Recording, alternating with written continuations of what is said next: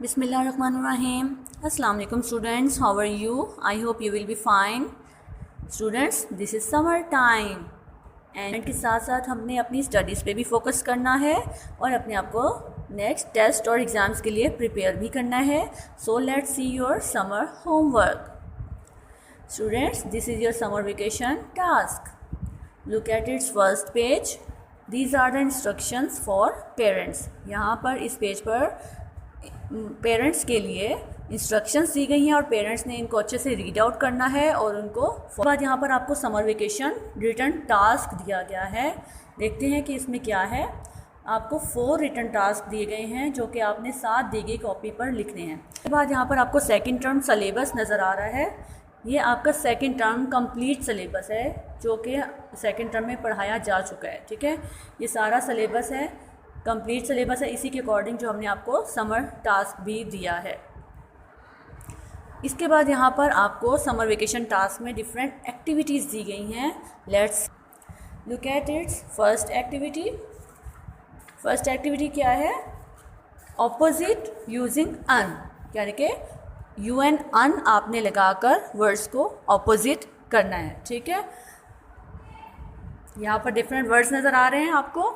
इन words के साथ आपने अन लगाकर इन वर्ड्स को ऑपोजिट जो है वो बनाना है. ठीक है, इसके बाद इसका बी पार्ट है write out the sentences adding un to the words in bold type so as to give them an opposite meaning. यानी कि डिफरेंट सेंटेंसेस में आपको यहाँ पर बोल्ड वर्ड्स नज़र आ रहे हैं जैसे कि ड्रेस है, टाइडी है, फिट है, ट्रू है, एबल है, हैप्पी है, विलिंग है, सेफ है. इन सब के साथ आपने अन लगाकर इनको ऑपोजिट बनाना है. सामने दी गई लाइंस पर आपने इनको लिखना है. ठीक है, अब आगे है एक्टिविटी नंबर 2. अल्फ़ाबेटिकली कुछ क्वेश्चंस दिए गए हैं जो कि आपने अच्छे से रीड आउट करने हैं और उनको सोच समझ के सॉल्व करना है. Write each groups of words in A, B, C और alphabetical order. Look at the first letter of each group. ठीक है, ये आपको डिफरेंट वर्ड्स यहाँ पर ग्रुप्स दिए गए हैं. इन ग्रुप्स में आपने सब वर्ड्स, हर ग्रुप के वर्ड्स को आपने अल्फ़ाबेटिकल ऑर्डर में लिखना है. फर्स्ट लेटर आपने देखते हुए इनको अरेंज करना है और अल्फ़ाबेटिकल ऑर्डर में इनको लिखना है. इसके बाद सी पार्ट है in each group below all the words are in alphabetical order except 1. यानी कि नीचे जो सब ग्रुप्स दिए गए हैं 1, 2, 3, 4, 5, इन सब ग्रुप्स में सब जो वर्ड्स हैं वो अल्फ़ाबेटिकल ऑर्डर में लिखे हुए हैं सिवाय एक वर्ड के. यानी कि हर ग्रुप में 1 वर्ड जो है अल्फ़ाबेटिकल ऑर्डर में नहीं है, वो आपने यहाँ पर लिखना है कि वो वर्ड कौन सा है. इसके बाद है एक्टिविटी नंबर 3 है. यहाँ पर देखें, ये आपको पिक्चर एक नज़र आ रही है. Look at the picture and answer the following question. आप इन्हें इस पिक्चर को देखते हुए नीचे दिए गए आंसर्स लिखने हैं. क्वेश्चन एक्टिविटी नंबर 3 पे लिखने हैं. इसके बाद है एक्टिविटी नंबर 4. यहाँ पर A और N का यूज़ करना है. क्या है?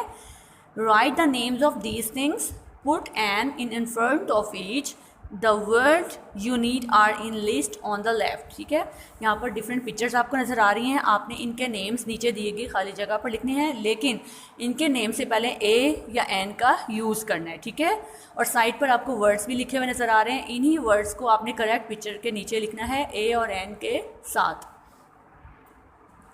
इसके बाद इसका बी पार्ट देखें. राइट A और N बिफोर ईच फॉलोइंग. यानी कि नीचे आपको 8 वर्ड्स लिखे हुए नज़र आ रहे हैं. आपने इन वर्ड्स के से पहले जो है A और N, कहाँ पर A आएगा और कहाँ पर N आएगा, सोच समझ कर ये एक्टिविटी कंप्लीट करनी है कि कहाँ पे A आएगा और कहाँ पे N है. यहाँ पर उर्दू की आपको सरगर्मी नंबर 5 नज़र आ रही है. हम इन जानवरों से क्या फ़ायदा हासिल करते हैं. हर जानवर के बारे में एक फ़िक्रा लिख. जानवर क्या करता है. इसके बाद है सरगर्मी नंबर 6, वक्त पढ़ना और बताना.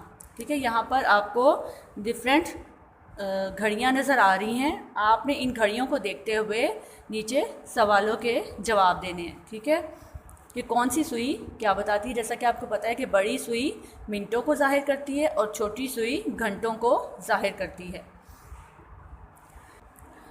इसके बाद है सरगर्मी नंबर 7, सफ़र के ज़राए कौन कौन से हैं, तस्वीर चिस्पा करें और नाम लिखें। यहाँ पर आपको खाली जगह दी हुई है इस सफ़ा पर, आपने यहाँ पर सफ़र के ज़राए लिखने हैं कि कौन कौन से ज़रिए हैं जिनके ज़रिए सफ़र कर सकते हैं, उनकी तस्वीरें यहाँ पर आपने चिस्पा करनी है और उनके नाम भी लिखने हैं। उसके बाद है सरगर्मी नंबर 8। यहाँ पर आपको देखें बारिश का मौसम नज़र आ रहा है। बच्चे बारिश के मौसम में क्या कर रहे हैं, ठीक है। आपने यहाँ पर नीचे दी गई लाइनों पर 5 फ़िक्रे लिखने हैं, ठीक। इसके बाद है सरगर्मी नंबर 9।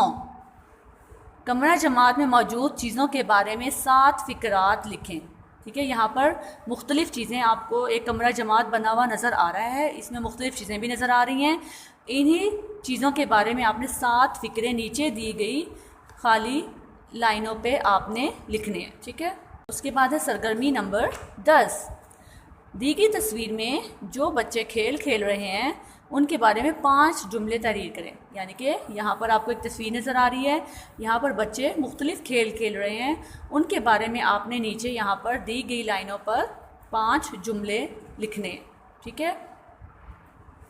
उसके बाद है एक्टिविटी नंबर 11। यहाँ पर क्या है, एक कोड मैसेज। यहाँ पर एक कोड मैसेज दिया गया है, वो कैसे हमें मालूम होगा। पहले हमने यहाँ पर ये सारे क्वेश्चंस को फिल करना है। इसमें डिफरेंट क्वेश्चंस हैं, मल्टीप्लाई के भी हैं, सब्ट्रैक्शन के भी हैं, प्लस के भी हैं, ठीक है। इन सब क्वेश्चंस को आपने यहाँ पर फिल करना है। उसके बाद आपने ये देखना है कि यहाँ पर इन क्वेश्चंस के जो नंबर्स थे, उन नंबर्स के आगे कौन कौन से लेटर्स लिखे हुए हैं, ठीक है। उन लेटर्स को आपने नीचे दिए गए बॉक्स में लिखना है और फिर देखना है कि क्या मैसेज आपको यहाँ पर मिलता है। उसके बाद है एक्टिविटी नंबर 12। यहाँ पर दिया हुआ है नोट सेम वैल्यू, यानी कि नोट्स, यानी कि जो नोट्स मनी होती है उनकी सेम वैल्यू यहाँ पर आपने लिखनी है। जैसा कि फर्स्ट वाला देखें, find the total cost, then tick enough money and colour the boxes. यहाँ पर आपने टोटल कॉस्ट यानी कि इनको प्लस करके पहले देखना है कि कितने रुपीज़ बनते हैं, फिर उसी के अकॉर्डिंग आपने सेम वैल्यू के नोट्स को आपने यहाँ पर टिक करना है, ठीक है। जैसा कि ठीक है, इसी तरह से ये आपने इसके सारे क्वेश्चंस को इसी एक्टिविटी नंबर 12 पे कंप्लीट करना है। इसके बाद है activity number 13, sequence of numbers, right the missing numbers on the stones. यहाँ पर आपको डिफरेंट मिसिंग नंबर्स नज़र आ रहे हैं। जैसे कि फर्स्ट वाला है काउंट इन टूज़, यानी कि टूज़ को आपने काउंट करते जाना है और जो मिसिंग नंबर होगा वो यहाँ पर लिखते जाना है, ठीक है। इसी तरह काउंट इन थ्रीज़ में आपने थ्रीज़ में काउंटिंग करते जाना है और इनको यहाँ पर कंप्लीट करते जाना है। इसी तरह से counts in 4, counts in 5 and count in 6 है, ये सारा आपने इसी तरह से कंप्लीट करना है। उसके बाद आपको इसी एक्टिविटी नंबर 13 में दिए गए हैं right in ascending order, different numbers दिए गए हैं, उनको सामने दिए गए ब्लॉक में आपने असेंडिंग ऑर्डर में लिखना है और देन इस नंबर्स जो दिए गए हैं उनको आपने डिसेंडिंग ऑर्डर में लिखना है, ठीक है। ज़ाहिर है असेंडिंग ऑर्डर आपको पता है कि छोटे से बड़े की तरफ और डिसेंडिंग बड़े से छोटे की तरफ। उसके बाद है एक्टिविटी नंबर 14 है show this time on this clock, show this time on this clock, यानी कि आपको यहाँ पर 2 टाइप्स के क्लॉक्स नज़र आ रहे हैं। एक टाइप जो है क्लॉक का उसके ऊपर टाइम लिखा हुआ है, उसकी आपने हैंड स्ट्रोक करनी है और जहाँ पर हैंड स्ट्रोक की हुई हैं वहाँ पर आपने उनका टाइम लिखना है, ठीक है। इसके बाद है एक्टिविटी नंबर 15। एक्टिविटी नंबर 15 में क्या है, write the Islamic months in order, यानी कि इस्लामिक मंथ्स जैसे कि मुहर्रम, सफ़र, रबीउल अव्वल, ये सारे 12 मंथ्स जो हैं आपने इनको ऑर्डर में लिखना है। तरतीब से आपने इनको यहाँ पर नंबरिंग देनी है। फर्स्ट जैसे मुहर्रम है, देन सेकंड पे क्या होगा सफ़र, इस तरह से पहले इनको इनके नेम्स को कंप्लीट भी करना है। उसके बाद है एक्टिविटी नंबर 16, बिल्डिंग हाउस, यानी कि घर की तामीर। नंबर 1 है name the different material use in making of your school building, यानी कि स्कूल की इमारत बनाने के लिए कौन कौन से मटेरियल यूज़ होता है, यहाँ पर आपने वो लिखना है। नंबर 2 है name the 2 things in your house that are made of metal, 2 things made of glass and 2 things made of wood. यहाँ पर आपको 3 चीज़ें दी गई हैं, मेटल, ग्लास एंड वुड, यानी कि मेटल से बनी हुई 2 चीज़ों के नाम लिखने हैं, ग्लास से बनी हुई 2 चीज़ों के नाम लिखने हैं, और वुड यानी कि लकड़ी से बनी हुई 2 चीज़ों के नाम यहाँ पर लिखने हैं जो कि आपके घर में हैं। नेक्स्ट यहाँ पर आपको एक हाउस नज़र आ रहा है। यहाँ पर आपने इस हाउस को कलर करना है। उसके बाद आपने यहाँ पर देखें 5 जो हैं लाइंस नज़र आ रही हैं। आपने यहाँ पर 5 मटेरियल्स के नेम्स यहाँ पर लिखने हैं कि इस घर में जो मटेरियल यूज़ हुआ है उनमें से 5 के नेम्स आप यहाँ पर लिखेंगे। उसके बाद है activity number 17, list the tools which the following people use, यानी कि यहाँ पर पीपल कौन कौन से हैं, वो कौन से टूल यूज़ करते हैं, जैसे कि तो आपने इन सब के यहाँ पर नीचे दी गई लाइन्स पर लिखने हैं टूल्स। उसके बाद है how are these tools used, यहाँ पर आपको डिफरेंट टूल्स लिखे हुए नज़र आ रहे हैं। उन टूल्स का क्या इस्तेमाल है वो यहाँ पर आप लिखेंगे, जैसे कि हाँ इसलिए इस्तेमाल किया जाता है। उसके बाद है एक्टिविटी नंबर 18। यहाँ पर देखें क्या है एक्टिविटी नंबर 18 में, find out if the following are shrubs और ट्रीज। यहाँ पर डिफरेंट प्लांट्स के नेम्स नज़र आ रहे हैं, मोतिया, टैमरिंड, बनायन, ओक एंड हिबिस्कस। इनके बारे में आपके सामने लिखना है कि ये ट्री हैं या फिर श्रब्स हैं, ठीक है।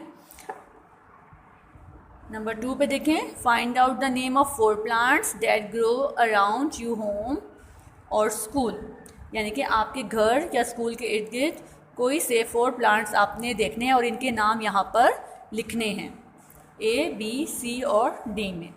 इसके बाद 3rd क्वेश्चन है, find out the name of 1 vegetable that is cooked and eating in your home which is, ठीक है।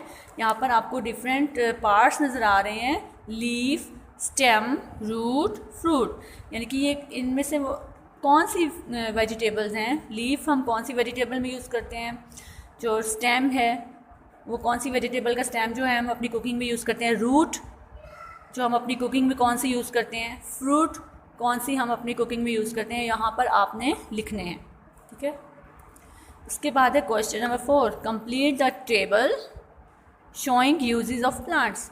यहाँ पर आपने डिफरेंट प्लांट्स के नेम्स लिखने हैं और उनका यूज़ लिखना है कि उन प्लांट्स का क्या यूज़ है, ठीक है।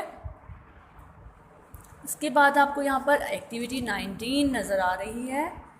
एक्टिविटी 19 में देखें क्या है, लुक एट हियर। यहाँ पर आपको दिया हुआ है एक सबसे पहले देखें क्या है, this was the miraculous journey made by prophet Muhammad सल्लल्लाहु अलैहि वसल्लम फ्रॉम मक्का टू मस्जिद अल अक्सा इन जेरूसलम, ठीक है। यानी कि एक मिराकुलस जर्नी है जो कि हमारे प्यारे नबी सल्लल्लाहु अलैहि वसल्लम ने मक्का से मस्जिद अक्सा तक सफ़र किया था इस रात में। अब देखें, अल इसरा is the Arabic word for the night journey, यानी कि उस रात की सफ़र का नाम क्या था, अल इसरा, ठीक है, अरबिक वर्ड है उसका। तो आपने देखना है कि यहाँ पर लिखना है कि वो क्या था, वो कौन सी रात थी, ठीक है। माई नेम इज़, यहाँ पर आपने उस रात का नेम लिखना है। तो मस्जिद अक्सा के बारे में बेटा हम आपको पहले बता चुके हैं बहुत डिटेल के साथ, आपने सोच समझ के इसका जर्नी का नेम यहाँ पर लिखना है, ठीक है। इसके बाद 20 एक्टिविटी नंबर 20 दी गई है। यहाँ पर देखें एक्टिविटी नंबर 20 में क्या है, ज़ायद हैज़ गॉन फॉर हज, can you find out where is going, यानी कि आपको ज़ैद नज़र आ रहा है, वो हज करने के लिए जा रहा है। अब देखें वो कहाँ जाएगा, यहाँ पर आपको 3 मॉस्क्स नज़र आ रही हैं, एक है खाना काबा, मस्जिद नबवी और मस्जिद अक्सा। आपने देखना है कि वो हज करने कहाँ जा रहा है, ज़ाहिर है ऑफ कोर्स वो हज करने खाना काबा जाएगा। तो आपने करेक्ट रास्ता जो है उसका मस्जिद खाना काबा की तरफ आपने उसको पहुंचाना है, ठीक है। सोच समझ के बहुत ध्यान के साथ आपने ये एक्टिविटी कंप्लीट करनी है। आपने ये एक्टिविटीज़ इसी एक्टिविटी पैड के ऊपर कंप्लीट करनी है, ठीक है। इनके लिए कोई एक्स्ट्रा कॉपी या नोटबुक यूज़ नहीं होगी, ठीक है। हैव एन ऑसम समर, ठीक है। गुड बाय, अल्लाह हाफिज़।